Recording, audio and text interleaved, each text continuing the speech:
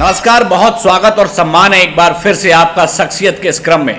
कहते हैं कि अगर आपके अंदर कुछ करने का जज्बा है तो उसके लिए ना तो कोई पद चाहिए और ना ही कोई ओहदा, ना ही कोई बहुत बड़ी कुर्सी। लगातार हम क्षेत्र में भ्रमण कर रहे हैं। मेरा नाम देव है और मेरी पूरी टीम लगातार आपको इस क्षेत्र की शख्सियतों से मिलवा रही है, खासकर वो पर्सनालिटीज जो समाज के लिए, क्षेत्र के लिए और इलाके के लिए कुछ करती हैं। जब गांव औरंगाबाद का जिक्र होता है तो श्रीमान अरविंद शर्मा का जिक्र ना हो, ये कैसे हो सकता है? आखिरकार अरविंद शर्मा कौन है, अब आप भी जानना चाहेंगे। जानने के लिए सीधे चलते हैं आज के इस कार्यक्रम में श्रीमान अरविंद शर्मा जी के पास। पहले तो आपका बहुत बहुत स्वागत और सम्मान है। आपका भी। देखिए, एक बहुत बड़े बुजुर्ग के साथ और एक जीवन के तमाम अनुभवों से आप गुजरे हैं और एक खास शख्सियत के साथ बैठकर मैं बात कर रहा हूँ। सामाजिक क्षेत्र की बात करें तो क्या क्या अभी तक आपने किया? आप कई बार सोसाइटी से जुड़े रहे, कौन कौन से पद आपके पास रहे? मैं कोऑपरेटिव सोसाइटी में 7 बार अध्यक्ष रहा जी, और 8वीं बार मेरी लड़की है अध्यक्ष। अच्छा। किसी ज़माने में 1997 में हमारी कोऑपरेटिव सोसाइटी की लिमिट केवल जी 40 या 42 लाख थी। जी। आज हमारी सोसाइटी की लिमिट जी 2 करोड़ 80 लाख के लगभग है। लेकिन आपने उस चीज को सींचा है, मेहनत की है, जी, तब कहीं जाकर के एक बगीचा तैयार हुआ। हाँ, तब हुआ है। बहुत बड़ा परिश्रम करना पड़ा है, बहुत अधिकारियों से संपर्क करना पड़ा है जी। किसानों की हमदर्दी करी है जी। निस्वार्थ।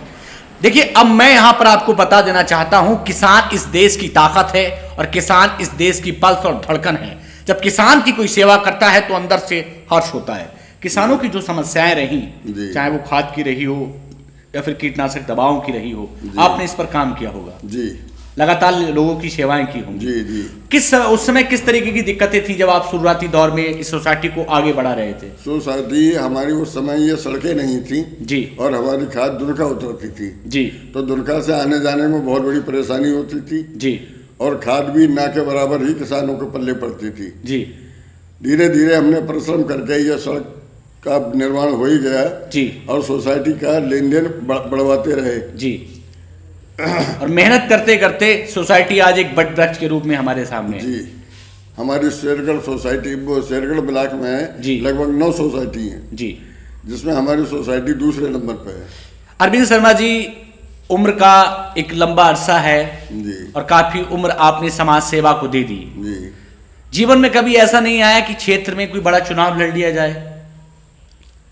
हाँ, अब क्या उम्र है, अब क्या लड़ पाएंगे बड़ा चुनाव? जी। अब तो उम्र के हिसाब से बस सही है जो कुछ है। नहीं, कहते हैं उम्र एक नंबर है, जज्बा तो आपके दिल में होता है। जी। अगर जनता मौका देती है और जनता आपको चुनती है और जनता आपको सुनती है जी। तो क्या किसी चुनाव में भी हम आपको देखेंगे? हाँ, तो वो भविष्य में जैसा होगा वैसे देखेंगे। आगे क्या सपने और हैं? औरंगाबाद की जमीन से आपका ताल्लुक है, औरंगाबाद के नौजवानों से क्या कहना चाहेंगे? औरंगाबाद के नौजवानों से बस यही है कि हमारे क्षेत्र का विकास हो, हमारे गांव का विकास हो, हर तरह की हमें सुविधा मिले।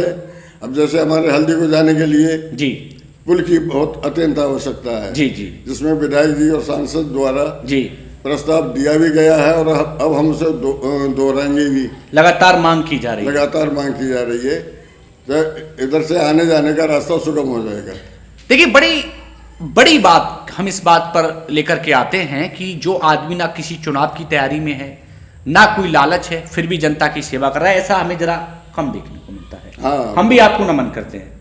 ये बड़ा फक्र का मौका है, ऐसा कम देखने को मिलता है। वरना किसी न किसी पद पर बैठकर लोग सेवा करने की बात करते हैं। अपने परिवार के बीच रहकर अपना सब कुछ दांव पर लगाकर लोगों की सेवा करने का जज्बा अरविंद शर्मा जी के पास है। शर्मा जी, आगे कोई विशेष प्लान हो सोसाइटी को लेकर के, आगे क्या रणनीतियां हैं? सोसाइटी पर मैं ये सोच रहा हूँ कि मैंने मांग की है कि मेरी सोसाइटी की 4 दीवारी बने जी, जिससे सोसाइटी की सुरक्षा हो जी। और ये शेड जो पड़ा है ये भी मैंने माननीय अखिलेश जी के ज़माने में जी, इसकी बहुत बड़ी पैरवी करी। कई बार मैं डीएम साहब से मिला जी, कृषि उत्पादक मंडी समिति के अध्यक्ष से मिला जी, तो मैं ये शेड यहाँ पे लेके आ पाया था। करीब 16 लाख का सेट है ये। किसानों के सच्चे सेवक का अगर आपको नाम दे दिया जाए तो कोई दिक्कत नहीं होगी, मुझे लगता है। किसानों की सेवा आपने की है। अब जैसा आप जो समझे। किसानों के लिए क्या कहना चाहेंगे आप? इस क्षेत्र की जनता आपको सुन रही है, क्षेत्र के लोग आपको सुन रहे हैं।